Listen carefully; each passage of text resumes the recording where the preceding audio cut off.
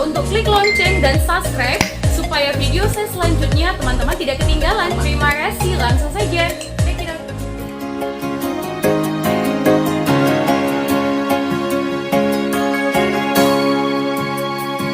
Legenda Namboro Saroding, penghuni Tao Palipi.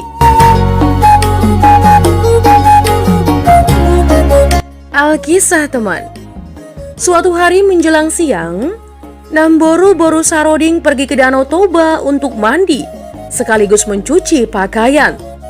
Tepatnya di tepi danau tempat tinggal orang tuanya yang terletak di antara Palipi, Mogang, atau Kecamatan Palipi, Kabupaten Samosir, yang bersebelahan dengan Rasangbosi dan Dolo Martahan.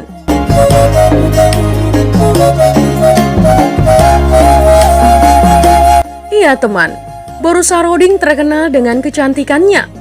Konon pada zaman itu, Boru Saroding diklaim sebagai putri tercantik dari seluruh putri atau Boru Pandiangan. Karena kecantikannya, banyak pemuda yang datang dari kampung lain bahkan dari seberang Danau Toba untuk merayunya atau menandanginya. Akan tetapi tak seorang pun yang mampu menaklukkan hatinya, baik yang kaya maupun yang tampan. Pemuda yang datang pulang tanpa hasil. Namun pemuda-pemuda tersebut juga tidak merasa sakit hati karena Boru Saroding menyambut mereka dengan sopan dan ramah.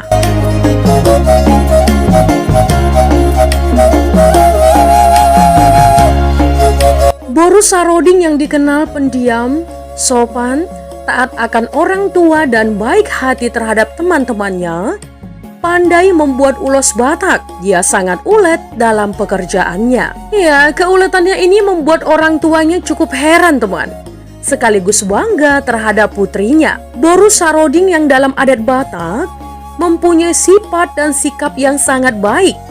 Ya, merupakan calon menantu idaman yang sangat dicari oleh putra raja.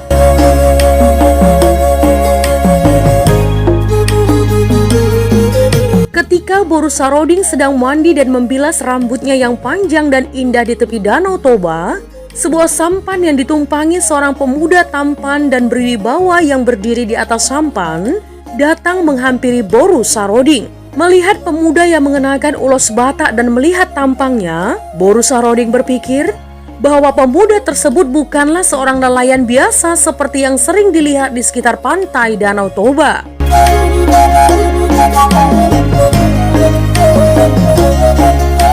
Ketika pemuda bersampan tersebut semakin dekat ke tempat di mana Boru Saroding berkeramas juruk purut atau anggir dalam bahasa Batak, hati Boru Saroding berdebar dan bertanya-tanya dalam hati, siapakah pemuda ini? Seraya bergegas dengan cepat, membersihkan rambutnya karena merasa malu dipandangi seorang pemuda ketika ia sedang mandi.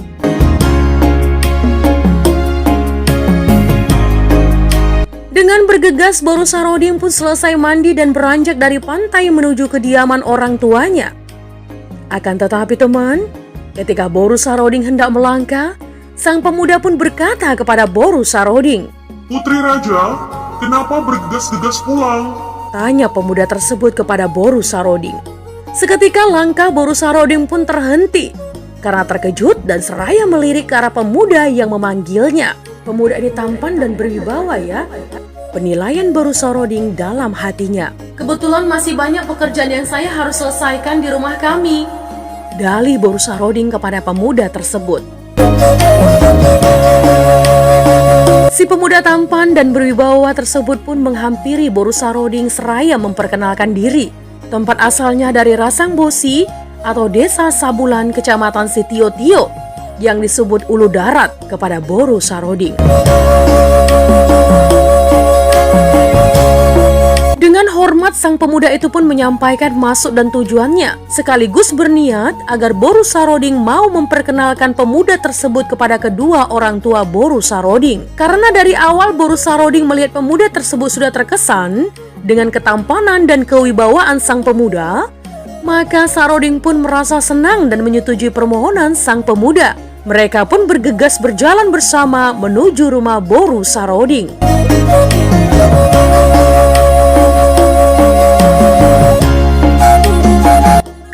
Boru Saroding dan pemuda tersebut tiba di rumahnya, seketika orang tua dan saudara-saudarinya merasa kagum akan tampang dan cara bicara sang pemuda yang datang bersama Boru Saroding.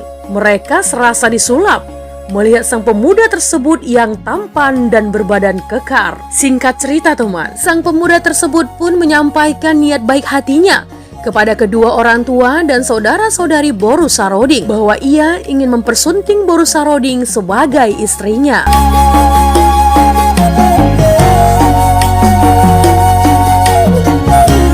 Guru Solandason atau ayah dari Boru Saroding meminta tanggapan dari putrinya Boru Saroding. Apakah putrinya Boru Saroding menyukai pemuda tersebut? Boru Saroding pun menyatakan bahwa ia suka dan mau menjadi istri pemuda tersebut.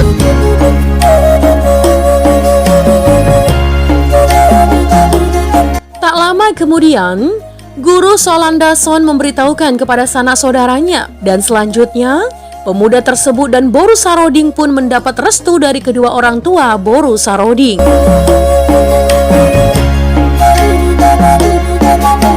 Kemudian upacara adat pernikahan pun segera dilaksanakan di tempat tinggal Boru Saroding. Setelah acara adat selesai teman, mereka diberangkatkan menuju tempat di mana suami Boru Saroding tinggal. Mereka pun naik sampan menuju Rasang Bosi. Akan tetapi Boru Saroding sangat terkejut dikarenakan mereka begitu cepat sampai di sana. Boru Saroding pun semakin heran karena suaminya menceritakan tempat tinggalnya di atas gunung di tengah hutan, Tombak Ulu darat.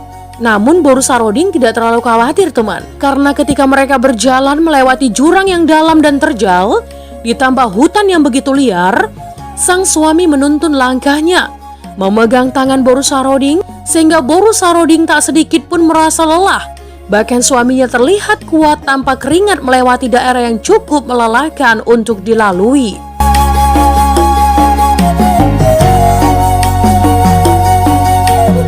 Tidak berapa lama kemudian, Boru Saroding dan suaminya tiba di rumah. Mereka istirahat hingga tertidur pulas.